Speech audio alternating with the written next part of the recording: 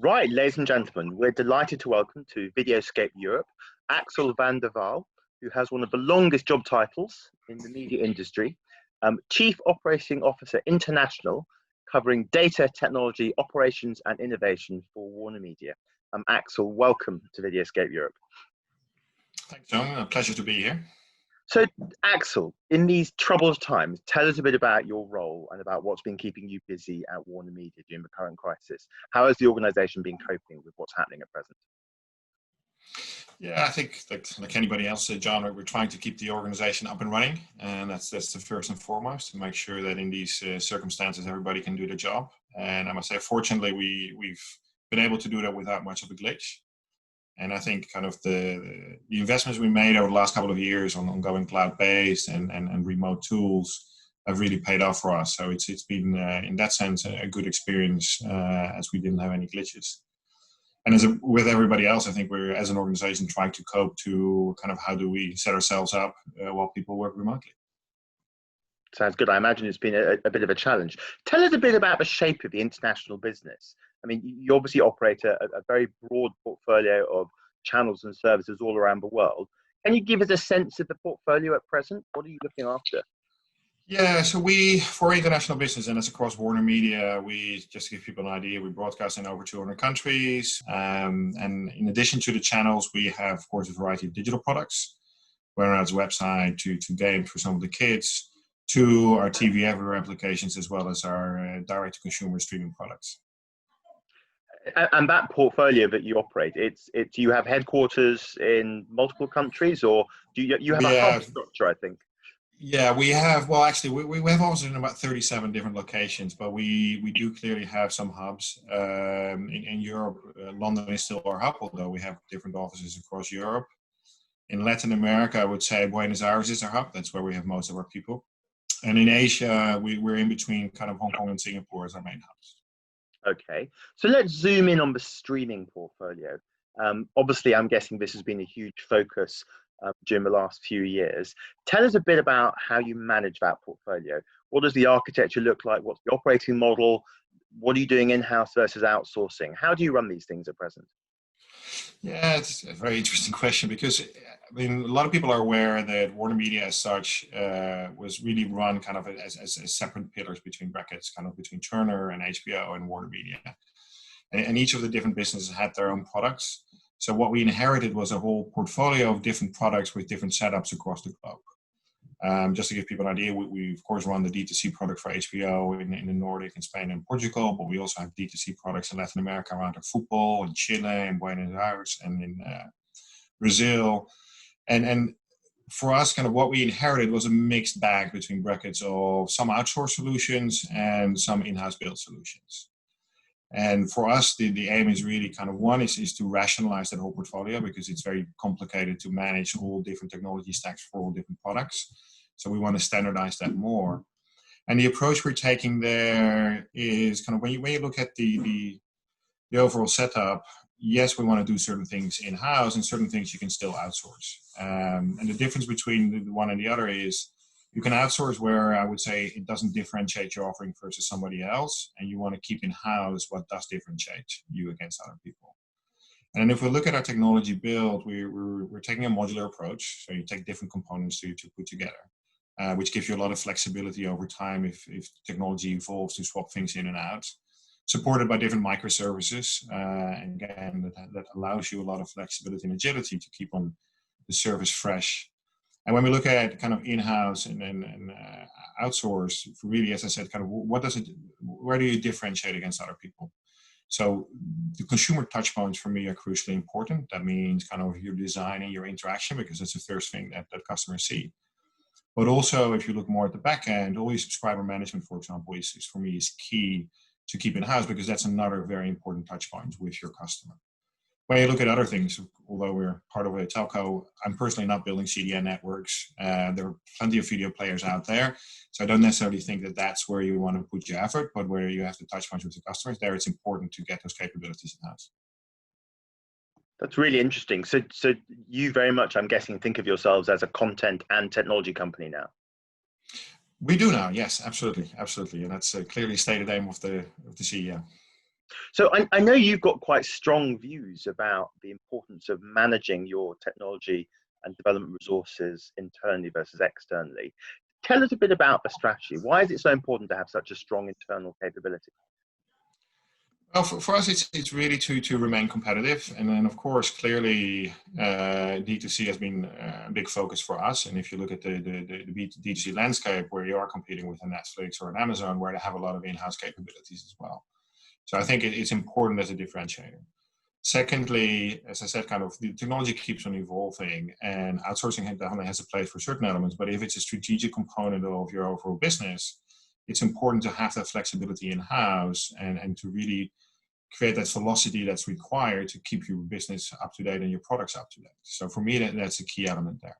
And it also helps with another aspect, and that's kind of culturally. If you are going from a more B2B focus or more D2C focus, the way you operate and the way you run your business is different. Whether or not you have different pay TV platforms versus end users on your end page, and then that's running in the millions, your operations need to be different, and therefore the culture needs to slightly change. And I think getting some of those capabilities and talents in-house will also help you drive that culture in the right way. That's really interesting. So you mentioned innovation as part of the brief. What does Turner do that's innovative? What is the innovation capability geared up to deliver? Yeah, it's a good question, John. So for us, I think we take a slightly different approach to innovation than a lot of other organizations. With a lot of organizations, what you'll see is we need to be innovative. So we'll create a team which sits outside of the rest of the business, and they can go off and innovate. And what very often happens with that is those teams will focus on things that may not be relevant to the business, but also they're not really connected to the business. So very often they end up not being very successful. I think for me, what is key to create a successful innovation function is, one, the objectives that you're trying to achieve. One is, of course, you would like to come up with new innovative products and ways of working. But the second component, which is very important for us, is to drive a culture of innovation. And you need to couple that with the innovation should be focused on areas that are relevant to the business, and it needs to be connected to the business. So the way we look at that is, when we look at the areas we want to focus on, we will look at the strategy of the business clearly. But then we'll identify together with the business which areas we're going to focus on. And then subsequently, what we do, we run in-house innovation sprints. So we have a team called Hatch that does that in-house. And for that, we have people from across the organization apply to become part of a innovation program, the Hatch program. And we pick, depending on each sprint, 16 to 24 people from across the organization. And that's not just technology and product. That includes content people, finance people, commercial people. And then these teams we bring together for a 4-month period, where every month they come together for a week and they go really through a design-centric approach to innovation. So we'll do the problem statement, we'll do brainstorming, ideation, then we'll do user testing, and in the end we'll have a couple of pitches of the ideas they come up with. And the benefit of that is you give the wider organization the tools and also the mindset to be more innovative. And it really energizes them. And very often what we see afterwards is that these people become ambassadors, or Hatch ambassadors, to drive innovation further across the organization. The other thing we do is, because what very often is the case, people sometimes tend to forget, senior managers can be a blocker for innovation. Because clearly they're under a lot of pressure and need to focus on their budget, and it's always easier to say no than say yes. So in addition to these innovation sprints, what we do, we'll have leadership boot camps, as we call them. And we take senior management from across the organization through a 2-day session where they go through an accelerated sprint. We take them through the concept of the innovation tools that we're using and really give them exposure to what their teams are going through. And the combination of those two has been really enable us to make the wider organization from a cultural perspective more innovative. And tell us, why is it so important to have an innovation capability at all? Obviously, lots of broadcasters don't really have one, and lots of companies argue that, our innovation is our content. We're competing to have great content brands and to tell great stories and to create TV shows and films that audiences love. You obviously take a slightly different view. Yeah, I mean, content is clearly very important. And as you said, we're now a content/technology company. However, if you look at the changes in consumer behaviors, where the way the content is delivered to the end user is changing, it becomes, for me, very important to be innovative, because you need to create the best consumer experience as possible and kind of delight the customers. And in order to be able to do that, you need to be innovative. You need to come up with new features, new ways of engaging with your audience. And also the whole way, as I said, kind of the content is delivered from a technology perspective, is how can you then further optimize that to do that in a way that makes sense for the business as well. It's interesting. And I know from our previous conversations that data has become incredibly important, both to innovation, but also to how you plan and manage the business. Can you tell us a little bit about how you're using data? Yeah, the way we look at data, I mean, data is clearly important to make the right business decisions. And our approach to data is for the end users, we strongly believe in data democratization. And what we mean with that is anybody in the organization that needs to have access to certain data to make better business decisions, they should have access to that. So the way we look at that is, of course, we gather data, we govern it, make sure that we comply with all the regulation. But then we provide very easy tools for people in the business to access the data, to help them make better decisions. We're not sitting in a separate silo, and we're not kind of, oh, this data is for us. No, it's for everybody and for different parts of the business. And it does include, of course, what the users are doing, the content they're watching, but also content information. So we really can start getting a holistic view on how our end users interact with us, not only kind of through which products, but also which content. And the whole point of view on between the pay TV channels to the digital components. That's really interesting. So let's talk a bit about the international market. It's impossible to escape the fact that everyone is talking constantly about OTT and about disruption, and that was all obviously pre the Corona crisis. What kind of environment are you planning for during the years ahead? What kind of big changes are you envisaging during the 2020s that are shaping the way you think about the portfolio, the assets, the capabilities you've created?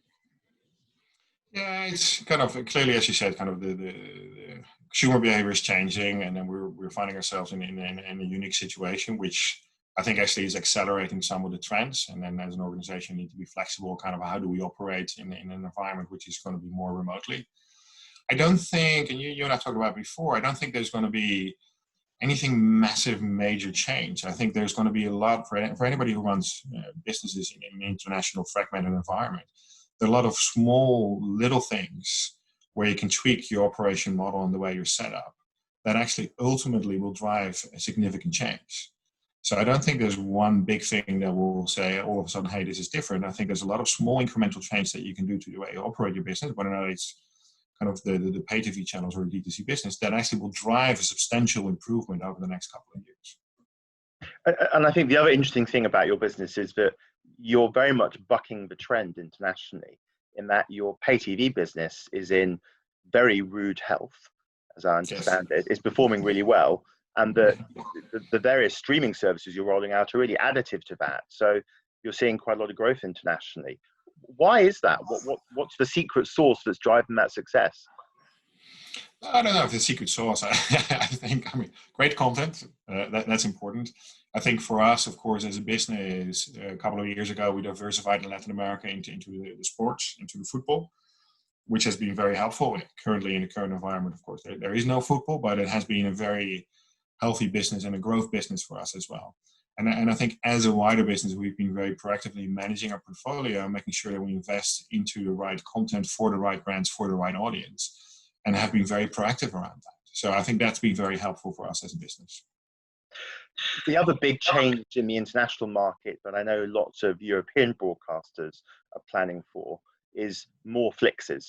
So people are talking about, obviously, everything from Hulu to Peacock to many, many more streaming services rolling out into the European market. Do you think that's a prudent judgment? Should we expect lots more SVOD and AVOD streamers coming into Europe in the next 3 to 5 years? I'm sure there will be more services. Will they all be successful? No. But that's just kind of the competitive playing field. As I said, kind of, it's clearly direct to consumer is the way that the end user is going.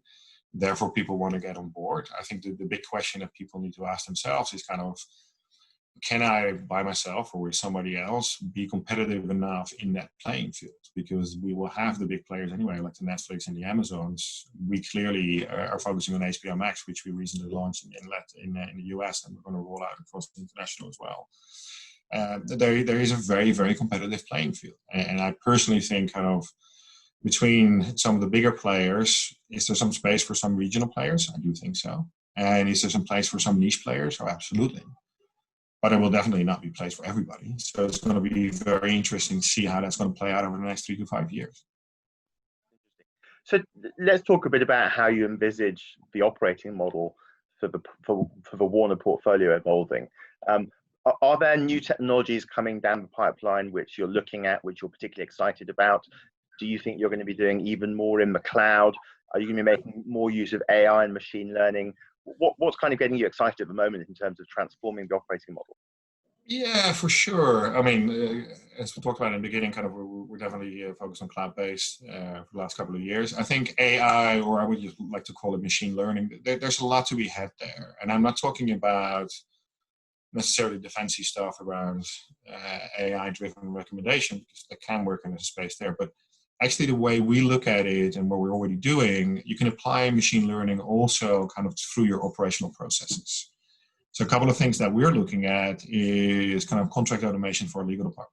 So we digitized all our contracts, and then we apply machine learning to find, okay, how can we improve our contracts? Where were the good contracts versus bad contracts? And also help them kind of standardize as much as we can the contract process, which will help save time for our legal department and for the business. And that's one example. The other example is we're looking at automated translation for a YouTube channel in Korea for our Japanese content. It's not broadcast quality yet, but for YouTube, we're a bit more flexible, and it allows us actually to extend the useful life of some of our content by applying those tools, while at the same time seeing kind of how that evolves. I said it's not good enough yet, but there will come a time that it's good enough. And another point is where you're applying machine learning in programming schedule for some of our channels in Latin America, where we go through kind of what is the content availability, what are our ratings. We'll create a schedule, and then the actual schedule, of course, will review that. But it saves them a lot of time going through different databases, looking what content is available and what the ratings are. So for me, that's really helping driving the efficiency of how you operate a business, and you can drive really meaningful gains through that. It's really interesting. And are you using sort of public vendors for most of those applications, or are you building things bespoke, or a bit of both? We tend to use, in this space, we tend to work with a lot of smaller startups, to be honest, and some bigger companies when we come to the legal, because of the sensitivity around that. But it's a mixture of things. And then the space is definitely not fully evolved yet, so it's good to play with different smaller players and see what works for you. Interesting. So we're running out of time furiously. But I thought it might be interesting, just as a sort of closing area to talk about, would be to think a bit about your view on the priorities for other TV businesses planning their own digital transformations. You've obviously been doing this for some time with tremendous success, from the sound of it. What do you think you've learned from the way about the key success factors? You know, what if you were advising a CEO of another business looking to make similar changes, where would you start? What is it important to get right? First and foremost, culture. Because you are transforming a business from the way they used to operate to a slightly different way of operating. And that brings with it a different culture, but also just fundamentally, you need to make sure that people within the organization are open-minded enough to actually engage on that journey. Because very often those journeys fail because people don't want to, or they don't see the reason why. So creating that right culture for change, and also getting people an open mindset to help engage and go on that journey, is crucial. And for me, that's number point 1, 2, and 3. The other point, which very often what you see with people in these kind of situations, and we talked a little bit about the innovation, is that they're trying to do things disconnected from the rest of the business. That will ultimately not work. You need to, there's certain elements you want to accelerate slightly outside of the existing business, but you need to have that bridge and that connective tissue with the rest of the business, because you need to get the rest of the business along with the journey, because if you can't, you're going to fail. So for me, it's really about culture and building those bridges to the business. Axel, that's some really helpful advice for all of the budding CEOs looking to start on their own journeys out there. A huge thank you. That's been a fascinating conversation. Much appreciated. Good luck. Stay well. Thanks, John. Thank you.